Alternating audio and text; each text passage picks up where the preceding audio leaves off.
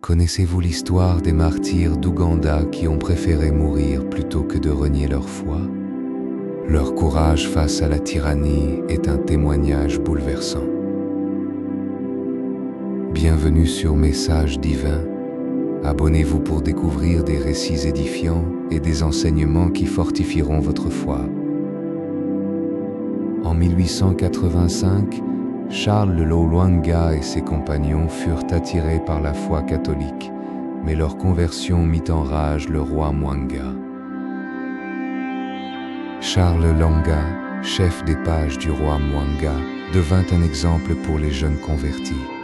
En 1934, il fut nommé saint patron de la jeunesse africaine par le pape Pie XI. L'évangélisation en Afrique fut semée d'embûches en raison des différences culturelles et de la colonisation. Les missionnaires devaient incarner la charité pour ne pas être confondus avec les colonisateurs. Le roi Mwanga, en colère, décréta la peine de mort pour ceux qui priaient. Un jeune page de 17 ans, Denis, fut tué pour avoir enseigné la religion, servant d'exemple aux autres. Charles Lwanga et ses compagnons, après s'être préparés et avoir baptisé les nouveaux convertis, se présentèrent devant le roi, déterminés à ne pas renier leur foi. Le roi, furieux, les condamna à mort. En plus de leur foi, leur pureté était une autre raison de la haine du roi, car il refusait de satisfaire ses désirs. Les condamnés furent transférés dans une prison à Namugongo, subissant des violences tout au long du chemin. Le 3 juin 1886, Charles Lwanga fut brûlé vif, encourageant ses compagnons à mourir pour Jésus. Aucun des jeunes, jusqu'à 20 ans, ne renia sa foi, malgré les souffrances.